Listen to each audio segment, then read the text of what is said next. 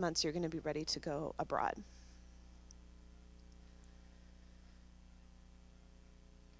This is just some basics about an application time frame for upcoming program openings. So those things in the middle are things we're looking for in particular right now. People with English as a second language teaching or tutoring experience, people with HIV/AIDS outreach experience. Those are two really huge programs for us, and we're really looking for people who have those skill sets. Also, anyone who has studied or speaks French or Spanish. And these are just some things that make a successful volunteer. If you've ever met a Peace Corps volunteer, then you might notice that they have some of these things.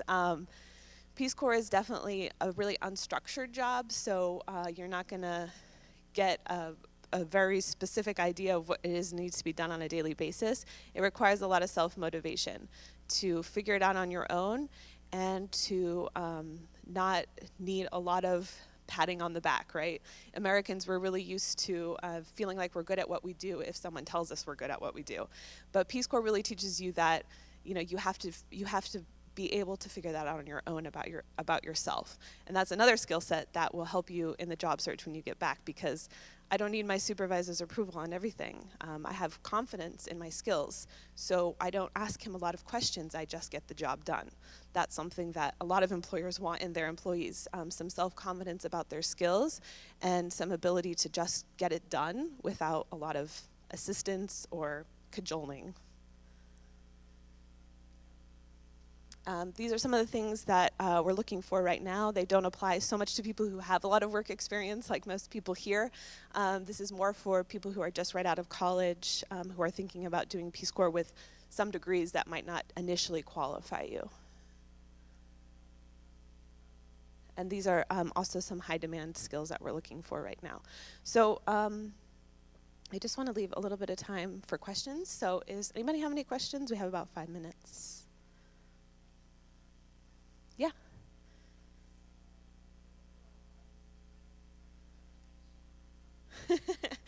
It depends on where you go, but in many cases you do receive vaccinations, yes. In my case, I would say less than 10 throughout the 2 years. And I did have to take a malaria prophylaxis to prevent malaria from entering into my system. So, you know, that was provided to me by Peace Corps, and I had no negative side effects from it or anything like that, and I was very diligent about taking it. But yes, there are some vaccinations involved depending on where you go. Yeah.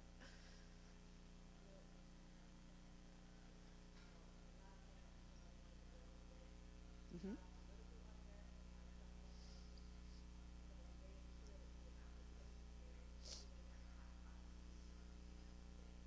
Definitely. So Peace Corps in the countries where we serve, there's a Peace Corps office in every country where Peace Corps volunteers are serving. And they work closely with the embassy to determine whether or not it's a good place for Peace Corps volunteers to be. So for an example, in Mali, very recently, the Peace Corps volunteers were evacuated from that country because of political unrest. And every volunteer knows the emergency action plans that the country has set up, and you practice them during the training. So I knew exactly how to get in Peace Corps knew exactly how to get in contact with me in less than 12 hours, and I knew how to get in contact with Peace Corps in less than 12 hours if there was an emergency on my end as well. And that's without a phone nearby, you know, that kind of a thing. It's a lot different now. Now there's text messages in the emergency action plan where every volunteer knows what that text message means and where they need to go. So yes, definitely, Peace Corps is very aware of political things that are happening in the country and are constantly in conversations with volunteers about potential unrest or unrest, as it were, in Mali. But I know in Burkina, during the 2 years I was there, we never had any problems, but there was a presidential election. So they had all of the volunteers come together in the capital for the duration of the election. And then after the election happened, the same president who's been in power for many, many years was put in power again. We all went back to our sites.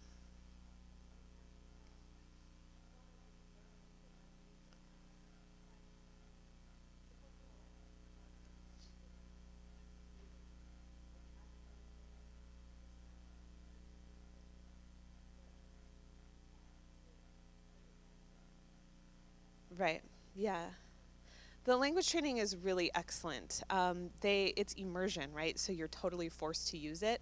I remember the first night that I arrived there, I was assigned a host family that spoke no English. So the few words that I did learn in Jula the first day of training, I used that night. And I wasn't about to forget them because that was my only way to communicate with my family, but saying thank you and I'm hungry and where do I take a shower? You know, those were like the first things I learned, and I never forgot them because I had to use them then and there. So I think this system of just complete immersion really forces people to learn the language and solidifies that it stays in your head, as opposed to learning it in a classroom setting where you're studying for the test and then after the test, you know, you might not remember. Yeah.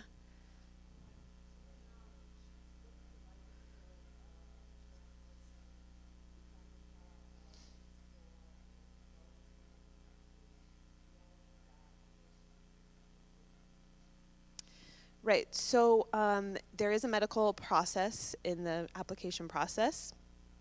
And on our website, we do have a list of some pre-existing conditions that will disqualify you from Peace Corps service. So you can definitely take a look at those.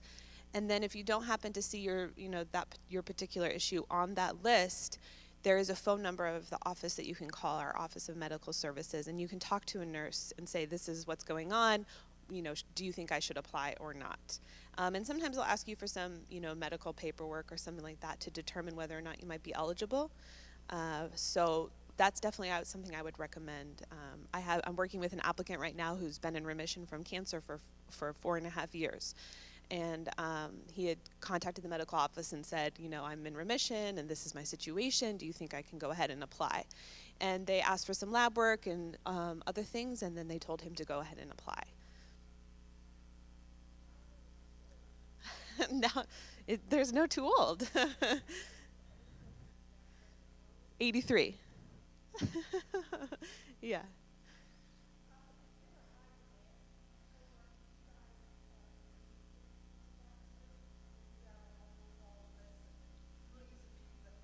Right. No.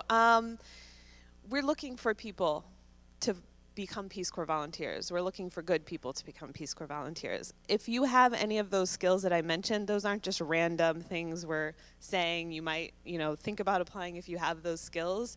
We really do need people with those skills. If you're a certified teacher, or you have formal teaching experience, or you have worked in the health sector, specifically with HIV or AIDS or women's health, we really do need you to apply. And we're always looking for really motivated and skilled people to join Peace Corps. So no, we don't have a really long list of wonderful candidates that we just are looking to, hope people apply and then we can reject them. Definitely not. Okay, one more question. Yeah.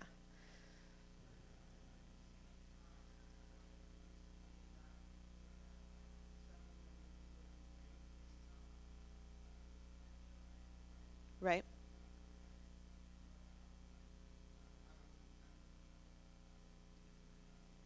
Right.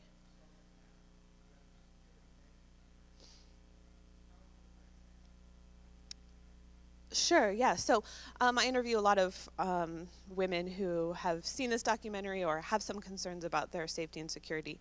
And the great thing about what Peace Corps has done, a lot of what those issues were about in the documentary was not so much the statistics of the incidents. The statistics are actually quite low of assaults in Peace Corps service for Peace Corps, with Peace Corps volunteers as victims.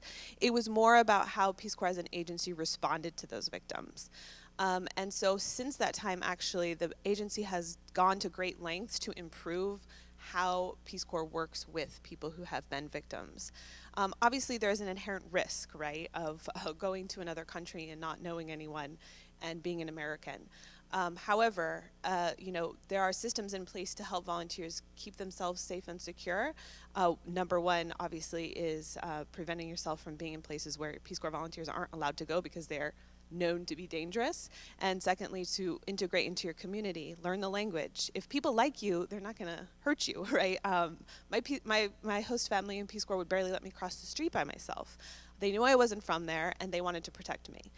So they were sort of over the top as far as keeping me safe and secure.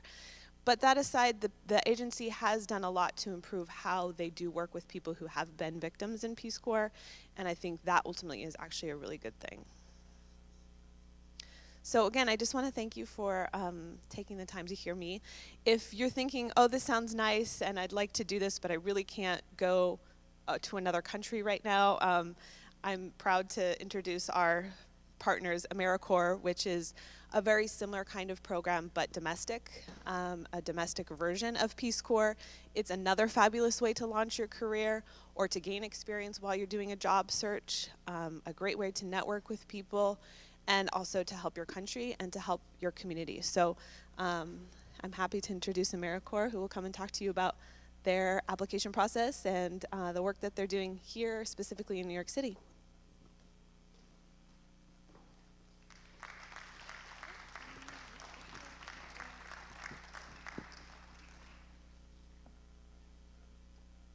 So good morning, my name is Serena Moya. I'm a program director for the Harlem Children's Zone Peacemaker Program, which is a AmeriCorps program. So I'm here not just to speak as a program director, but also a former AmeriCorps member as well, and the exciting opportunities and doors that opened to me because of my experience with AmeriCorps. I'm also here with my colleague, Lakeisha Eubanks. So I'm just going to talk to you a little bit about what AmeriCorps is. So AmeriCorps programs are funded by the New York State Commission of National and Community Service.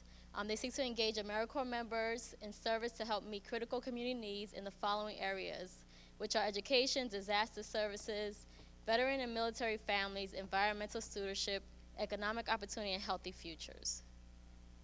This year, AmeriCorps will provide over 5,000 individuals with the opportunity to provide intensive, result-driven service to meet education, environmental, public safety, and other pressuring needs in communities across New York, such as the Peacemaker Program, which services Central Harlem. Roughly 3/4 of AmeriCorps grant funding goes towards the governor-appointed New York Office of National and Community Service. Most of the remainder of the grant funding is distributed by the corporation directly to multi-state and national organizations through a competitive grants process. AmeriCorps Vista and AmeriCorps NCC, other individuals will serve through AmeriCorps Vista, whose members help bring individuals and communities out of poverty by serving full-time to fight illiteracy, improve health services, create businesses, and increase housing opportunities. AmeriCorps Education Award. So myself and Lakeisha have been recipients of the AmeriCorps Education Award, which is really helpful. And it's funny that I happen to be presenting here at City College because it was through my sister attending City College that she found out about this opportunity to be an AmeriCorps member at the Harlem Children's Zone in the Peacemaker Program. And so I was 18 years old when I became an AmeriCorps member, straight out of high school, really had not that much experience. And so it was a great opportunity for me to not only build my skill set, but also get the opportunity to pay for college after serving my 2 years as an AmeriCorps member. So to learn more about AmeriCorps, you can go to NewYorkersVolunteer.nyc.gov. So the history and overview of the Peacemaker Program at the Harlem Children's Zone, which has AmeriCorps members. What we do is we provide academic enrichment during school hours. We service 7 elementary schools within Central Harlem, and our AmeriCorps members are called Peacemakers. And what they do is they assist the schools in day-to-day services. And so at the beginning when we started in 1990, we only worked in 3 elementary schools. And at this point now we're in 7 elementary schools within Central Harlem. Our school success and after-school programs. And so school success is the portion of the program where our members come in and they actually function as teachers' assistants throughout the daytime. And so this is a great opportunity for anyone who's interested in education. It's really hard to get into the Department of Education at this time, but through the AmeriCorps program and the Peacemaker program, our